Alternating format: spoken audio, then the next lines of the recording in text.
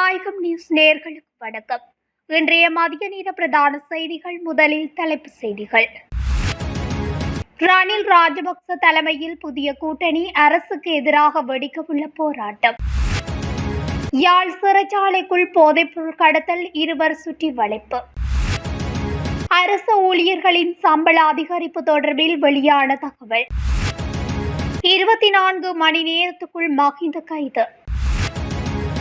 யாழில் தனியார் விடுதிகளில் பெண்களுடன் உல்லாசம், வெளியான பகீர் தகவல். எலிக்காய்ச்சலினால் 10 பேர் உயிரிழப்பு. டிக்டாக் பெண் கணவனால் எரித்து கொலை, விவாகரத்து கேட்டது காரணமா? சடுதியாக வீழ்ச்சியடைந்த முட்டை விலை. யாழ் உள்ளிட்ட பகுதிகளில் கொட்டி தீர்க்கப் போகும் மழை. பாதாள உலக கும்பல்களுடன் நெருங்கிய உறவில் அரசியல்வாதிகள், தேடப்படும் ஆதாரங்கள் தொடர்பென விரிவான செய்திகள். தேசிய மக்கள் சக்தி அரசாங்கத்திற்கு எதிராக ஒன்றிணைந்த எதிர்ப்பு பேரணியை நடத்துவதற்கு எதிர்க்கட்சிகள் தீர்மானித்துள்ளன. ஜனாதிபதி அனுரகுமார திசாநாயக்க தலைமையிலான தேசிய மக்கள் சக்தி அரசாங்கம் முன்னெடுத்து வரும் சர்வாதிகார அடக்குமுறைகளுக்கு எதிராக இந்த பேரணியை கொழும்பில் நடத்த தீர்மானிக்கப்பட்டுள்ளதாக செய்திகள் வெளியாகியுள்ளன. அதன்படி குறித்த பேரணி தொடர்பான கலந்துரையாடல் ஒன்றும் அண்மையில் இடம்பெற்றுள்ளது. ஐக்கிய தேசிய கட்சியின் தலைவர் ரணில் விக்ரமசிங்க, ஸ்ரீலங்கா பொதுஜன பெரமுனவின் தேசிய அமைப்பாளர் நாமல் ராஜபக்ச மற்றும் ஜிஎல் பீரிஸ் உட்பட அரசியல் கட்சிகளின் பிரதிநிதிகள் கொழும்பில் ஒன்று கூடி கலந்துரையாடிய போது இந்த தீர்மானம் மேற்கொள்ளப்பட்டுள்ளது. எதிர்க்கட்சிகளை சேர்ந்த கட்சி தலைவர்கள் உறுப்பினர்களின் விசேட சந்திப்பு ஒன்று கடந்த வியாழக்கிழமை இரவு கொழும்பில் உள்ள ஒரு தனியார் விடுதியில் நடைபெற்றது. ஐக்கிய தேசிய கட்சியின் தவிசாளர் வஜிர அபிவர்த்தனவின் அழைப்பின் பேரில் இந்த நிகழ்வில் 25க்கும் மேற்பட்ட அரசியல் கட்சிகளின் பிரதிநிதிகள் கலந்து கொண்டனர். இதன்போது சமகால அரசியல் விடயங்கள் மற்றும் ஒன்றிணைந்த எதிர்க்கட்சியாக தொடர்ந்து செயற்படுவது உட்பட பல தீர்மானங்கள் மேற்கொள்ளப்பட்டுள்ளன. இந்த சந்திப்பில் சமர்ப்பிக்கப்பட்ட அனைத்து யோசனைகளுக்கும் முன்னாள் ஜனாதிபதி ரணில் விக்ரமசிங்க மற்றும் ஸ்ரீலங்கா பொதுஜன பெரமுனவின் தேசிய அமைப்பாளர் நாமல் ராஜபக்ச உள்ளிட்ட தலைவர்கள் இணக்கம் தெரிவித்ததாக அரசியல் வட்டாரங்களில் தகவல்கள் வெளியாகியுள்ளன. யாழ்ப்பாணம் சிறைச்சாலைக்குள் உணவுப் பொதியினுள் ஹெரோயின் மற்றும் கஞ்சா கொண்டு செல்ல முற்பட்ட இருவர் கைது செய்யப்பட்டுள்ளனர். குறித்த கைது நடவடிக்கை நேற்று மேற்கொள்ளப்பட்டுள்ளது. யாழ்ப்பாணம் குற்றத்தடுப்பு பிரிவினருக்கு கிடைத்த ரகசிய தகவலின் அடிப்படையில் இந்த கைது நடவடிக்கை மேற்கொள்ளப்பட்டுள்ளது. யாழ் சிறைச்சாலைக்குள் உணவுப் பொதிக்குள் மறைத்து போதைப்பொருள் கொண்டு செல்ல முற்பட்ட பெண்ணொருவர் கைது செய்யப்பட்டுள்ளார். கிளிநொச்சி பரந்தன் பகுதியைச் சேர்ந்த 25 வயதுடைய பெண்ணொருவரே இவ்வாறு கைது செய்யப்பட்டுள்ளார். குறித்த பெண் போதைப்பொருள் குற்றச்சாட்டில் யாழ்ப்பாணம் சிறைச்சாலையில் தடுத்து வைத்திருக்கப்படும் அவரது கணவருக்கு 5 மில்லிகிராம் ஹெரோயின் கொண்டு செல்ல முயற்சித்த வேளை இவ்வாறு கைது செய்யப்பட்டுள்ளார். இதையடுத்து யாழ் சிறைச்சாலைக்குள் போதைப்பொருள் கொண்டு செல்ல முற்பட்ட இளைஞர் ஒருவர் கைது செய்யப்பட்டுள்ளார்.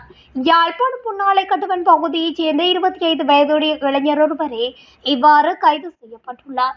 யாழ் சிறைச்சாலைக்குள் தடுத்து வைக்கப்பட்டிருக்கும் அவரின் நண்பர் ஒருவருக்கு 5 மில்லிகிராம் ஹெரோயின் மற்றும் சிறிய தொகை கஞ்சா கொண்டு செல்ல முற்பட்ட வேளை அவர் கைது செய்யப்பட்டுள்ளார்.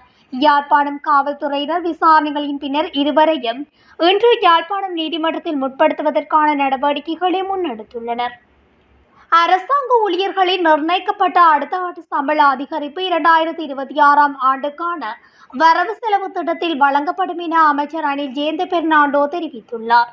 2025ஆம் ஆண்டு வரவு செலவு திட்டத்தில் 3 கட்டங்களாக அதிகரிக்கப்பட்ட அரசு ஊழியர் சம்பளத்தின் முதற்கட்டம் இந்த வருடத்தில் வழங்கப்பட்டுள்ளது. 2ஆம் கட்டம் அடுத்த வருடம் வழங்கப்படவுள்ளதாக அமைச்சர் குறிப்பிட்டுள்ளார். அடுத்த 3 ஆண்டுகளுக்கு அரசு ஊழியர் சம்பளத்தை 60 தொடக்கம் 80% அதிகரித்து 3 கட்டங்களாக வழங்கும். இந்த ஆண்டு 30% அரசு ஊழியர்களுக்கு சம்பளம் வழங்கப்பட்டுள்ளது. மீதமுள்ள தொகையில் 30 தொடக்கம் 35% அடுத்த ஆண்டு வரவு செலவு திட்டத்தில் இருந்து செலுத்த அரசாங்கம் நடவடிக்கை எடுத்துள்ளதாக அமைச்சர் தெரிவித்துள்ளார். தான் நீதியமைச்சராக இருந்திருந்தால் மஹிந்த மீது முதலாவது வழக்கை பதிவு செய்து அவரை 24 மணி நேரத்துக்குள் கைது செய்திருக்கலாம் என ஃபீல்டு மார்ஷல் சரத் பொன்சேகா குறிப்பிட்டுள்ளார். முன்னாள் ஜனாதிபதி மஹிந்த ராஜபக்ச ஜனாதிபதி மாளிகை மற்றும் அலரி மாளிகை இருந்து பல மதிப்புமிக்க பொருட்களை திருடி விஜயராம மாவட்டத்தில் உள்ள தனது உத்தியோகபூர்வ இல்லத்துக்கு கொண்டு வந்துள்ளதாக அவர் குற்றம் சாட்டியுள்ளார். இதற்கான ஆதாரங்கள் தன்னிடம் இருப்பதாகவும் அவர் தெரிவித்துள்ளார். அதன்படி விஜயராம மாவட்டத்தில் உள்ள அவரது உத்தியோகபூர்வ இல்லத்தில் மஹிந்தவுக்கு சொந்தமான எந்த ஒரு தனிப்பட்ட உடைமைகளும் இல்லை என அவர் சுட்டிக்காட்டியுள்ளார். உத்தியோகபூர்வ இல்லத்தில் உள்ள அரசாங்க பொருட்களின் பட்டியலின்படி அவற்றை வரிசைப்படுத்திய பின்னர் ஏனையவற்றை அகற்றுவதாக மஹிந்த தரப்பு அறிவித்தது. திருடப்பட்ட பொருட்களை எடுத்துச் செல்லும் நோக்கில் என்றும் பொன்சேகா குறிப்பிட்டுள்ளார். இதேவேளை ஜனாதிபதி மாளிகை மற்றும் அலரி மாளிகை இருந்து தொடர்புடைய பொருட்கள் எடுத்துச் செல்லப்பட்ட போது முன்னாள் ஜனாதிபதி கோட்டபாய ராஜபக்சவும் மஹிந்த ராஜபக்சவும் அவற்றில் தங்கியிருந்ததாகவும் எனவே இவர்கள் இருவரும் அதற்கான பொறுப்பேற்க வேண்டும் எனவும் தெரிவித்துள்ளார். ராஜபக்ச குடும்பம் மீது ஏராளமான ஊழல் வழக்குகள் இருந்தும் அவர்கள் இன்னும் அரசு வளங்களையும் மக்களின் நம்பிக்கையையும் தவறாக பயன்படுத்துவதாகவும் குற்றம் சாட்டியுள்ளார். இந்த நிலையில் அரசாங்கம் ஊழலை எதிர்த்து போராடுவதாக சொல்கின்றதாகவும் ஆனால் மஹிந்த மீது சரியான நடவடிக்கை எடுக்காவிட்டால் இந்த நாட்டை அரசாங்கம் சீர் செய்ததாக கூற முடியாது என பொன்சேகா வலியுறுத்தியுள்ளார். எனவே மஹிந்த ராஜபக்ச மீது உள்ள குற்றச்சாட்டுக்களை ஆராய ஒரு உயர்மட்ட விசாரணை அல்லது ஜனாதிபதி ஆணைக்குழு அமைக்க வேண்டும் என்றும் இது அரசாங்கத்தின் கடமை எனவும் அவர் குறிப்பிட்டுள்ளார். யாழ்ப்பாணத்தில் உள்ள பிரபல தனியார் விடுதிகளின் பெயர்களை பாவித்து கும்பல் ஒன்று பாரிய பண மோசடிகளில் ஈடுபட்டு வருவதாக தகவல்கள் வெளியாகியுள்ளது. இந்த மோசடியாளர்களை நம்பி பலர் ஏமாந்த சம்பவங்களும் அம்பலமாகியுள்ளது. சமூக வலைதளங்கள் மற்றும் இணையதளங்கள் ஊடாக யாழ்ப்பாணத்தில் உள்ள பிரபல தனியார் விடுதிகளில் பெண்களுடன் உல்லாசமாக இருக்க முடியும் எனவும் அதற்கான 10,000 ரூபாய் முதல் 20,000 ரூபாய் வரையில் செலவாகும் எனவும் கூறி சில பெண்களின் புகைப்படங்களில் அவர்களின் முகங்கள் மறைக்கப்பட்ட புகைப்படங்களை விளம்பரமாக பிரசுரிக்கின்றனர். அவற்றை நம்பி தொலைபேசி இலக்கங்களுக்கு தொடர்பு கொண்ட விவரங்களை கேட்கும் போது தனியார் விடுதியில் பெண் உள்ளதாக கூறி பணத்தை வைப்பில் விடுமாறு கூறியும் மோசடி நபர்கள் பணத்தை பெற்றுக் கொள்கின்றனர். இதனையடுத்து பணத்தினை வழங்கியவர்கள் அந்த விடுதிகளில் சென்ற பின்னரே தாம் ஏமாற்றப்பட்ட விடயம் அறிந்து அந்த தொலைபேசி இலக்கம் செயலிழந்து காணப்படுகிறது. இது தொடர்பில் பாதிக்கப்பட்டவர்கள் போலீஸ் நிலையங்களில் முறைப்பாடு செய்ய தயங்குவதால் தொடர்ந்து குறித்த கும்பல் பண மோசடிகளில் ஈடுபட்டு வருகின்றதாக தெரிவிக்கப்படுகிறது. அதேவேளை குறித்த கும்பல்கள் சமூக வலைதளங்களில் யாழில் உள்ள பிரபல தனியார் தங்குமிட விடுதிகளின் பெயர்களை பாவித்து மோசடிகளில் ஈடுபடுவதனால் தங்குமிடங்களின் நற்பெயர்களுக்கு களங்கம் ஏற்படுவதாகவும் அதன் உரிமையாளர்கள் கவலை தெரிவிக்கின்றனர். இந்த கும்பல்களைச் சேர்ந்தவர்களை உடனடியாக கைது செய்ய நடவடிக்கை எடுக்க வேண்டும் எனவும் விடுதி உரிமையாளர்கள் கோரிக்கை விடுத்துள்ளனர். எலிக்காய்ச்சலினால் இந்த வருடம் அனுராதபுரம் மாவட்டத்தில் 10 பேர் உயிரிழந்துள்ளதாக போதனா வைத்தியசாலையின் பணிப்பாளர் தெரிவித்துள்ளார். 2024ஆம் ஆண்டு எலிக்காய்ச்சலினால் 743 நோயாளர்கள் பதிவாகியதாகவும் அவர்களில் 16 பேர் உயிரிழந்துள்ளதாகவும் தெரிவிக்கப்படுகின்றது. காலநிலை மாற்றத்தின் காரணமாக எலிக்காய்ச்சலால் பாதிக்கப்பட்டு வைத்தியசாலை சேர்க்கப்படும் நோயாளர்களின் எண்ணிக்கை அதிகரித்துள்ளமையினால் அவர்களுக்கு நோயாளர் பராமரிப்பு சேவைகளை வழங்குவதில் பாரிய சிக்கலும் ஏற்பட்டுள்ளது. லெப்டோஸ்பைரா என்னும் தொற்று உடலுக்குள் செல்வதால் இதய நோயாளிகளுக்கு வழங்கப்படுவது போன்ற வசதிகளை வழங்க வேண்டியுள்ளதாகவும் அவர் தெரிவித்துள்ளார். எனவே இது தொடர்பில் மக்கள் முடியுமானவரை அவதானத்துடன் இருக்குமாறு அனுராதபுரம் போதனா மருத்துவமனையின் பணிப்பாளர் தெரிவித்துள்ளார். கொழும்பு வெள்ளம்பட்டி லிசன்புல பகுதியில் போதைப் பழக்கத்துக்கு அடிமையான கணவர் தனது இளம் மனைவியை தீ வைத்து எரித்துவிட்டு தப்பிச் சென்ற சம்பவம் ஒன்று இடம்பெற்றுள்ளது. கணவன் மனைவி இருவருக்கும் இடையே தகராறு இருந்ததாகவும் சந்தேக நபர் பலமுறை பெண்ணை கொலை செய்வதாகவும் மிரட்டியதாக கூறப்படுகிறது. சம்பவத்தில் கொலை செய்யப்பட்டவர் டிக்டாக் சமூக ஊடக பிரபலமான 29 வயதுடைய இளம் தாய் ஆவார்.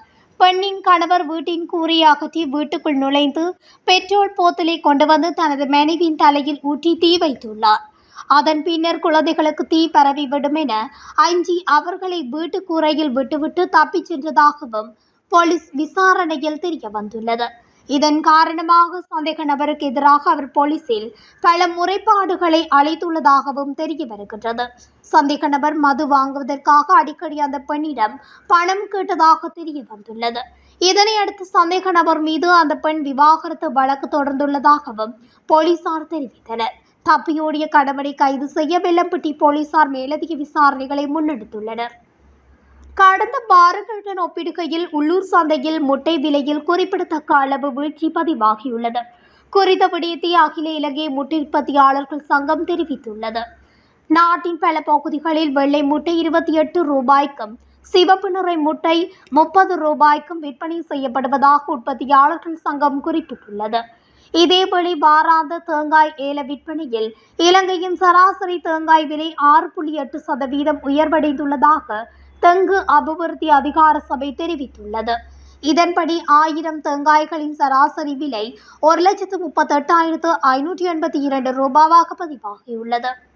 நாட்டின் பெரும்பாலான பகுதிகளில் பல இடங்களில் பிற்பகல் 1 மணிக்கு பின்னர் மழையளவு இடியுடன் கூடிய மழை பெய்யக்கூடும் என வளிமண்டலவியல் திணைக்களம் எதிர்ப்பு கூறியுள்ளது. வளிமண்டலவியல் திணைக்களம் இன்று வெளியிட்டுள்ள அறிக்கையில் இதனை தெரிவித்துள்ளது. வடக்கு, கிழக்கு, வடமத்திய, மத்திய மற்றும் ஊவா மாகாணங்களின் சில இடங்களில் 50 மில்லிமீட்டரிலும் கூடிய ஓரளவு பலத்த மழை பெய்யலாம் என எதிர்பார்க்கப்படுகிறது. மேல் மாகாணத்திலும் அத்துடன் காலி, மாத்தறை, புத்தளம், யாழ்ப்பாணம் மற்றும் திருகோணமலை மாவட்டங்களிலும் காலை வேளைகளில் மழை பெய்ததாக கூறப்படுகிறது. பலத்த காற்று, மின்னல் தாக்கங்களும் ஏற்படக்கூடிய சந்தர்ப்பங்களில் பொதுமக்கள் அவதானத்துடன் செயற்படுமாறு அறிவுறுத்தப்படுகின்றார்கள். நாட்டை சூழவுள்ள கடல் பிராந்தியங்களின் பல இடங்களிலும் மழையளவு இடியுடன் கூடிய மழை பெய்யக்கூடும். கடல் பிராந்தியங்களில் மணித்தியாலத்துக்கு 25 தொடக்கம் 35 கிலோமீட்டர் வேகத்தில் தென்மேற்கு திசையிலிருந்து அல்லது மாறுபட்ட திசைகளில் இருந்து காற்று வீசும். நாட்டை சூழவுள்ள கடல் பிராந்தியங்கள் ஓரளவு கொந்தளிப்பான நிலையிலும் காணப்படும். பாதாள உலக கும்பல்களுடன் தொடர்பு கொண்டிருந்ததாக கூறப்படும் முன்னாள் நாடாளுமன்ற உறுப்பினர்கள் மற்றும் அமைச்சர்களிடம் போலீசார் விசாரணைகளை தொடங்கியுள்ளனர். நன்கு அறியப்பட்ட பாதாள உலக நபர்களின் விசாரணையின் போது இந்த தொடர்புகள் பற்றிய தகவல்கள் கசிந்துள்ளதாக தெரிய வந்துள்ளது. இதற்கமைய அரசியல்வாதிகளின் வங்கிக் கணக்குகள் மற்றும் சொத்து விவரங்கள் உள்ளிட்ட பல்வேறு அறிக்கைகளை ஆய்வு செய்ய தொடங்கியுள்ளது. முன்னாள் நாடாளுமன்ற உறுப்பினர்கள் மற்றும் தற்போதைய நாடாளுமன்ற உறுப்பினர்கள் ராஜபக்ச குடும்பத்தினர் உட்பட கிட்டத்தட்ட 40 அரசியல்வாதிகளை கொண்ட குழுவிடம் குற்றப்புலனாய்வு துறையின் சொத்து விசாரணை பிரிவு விசாரணைகளை ஆரம்பித்துள்ளது.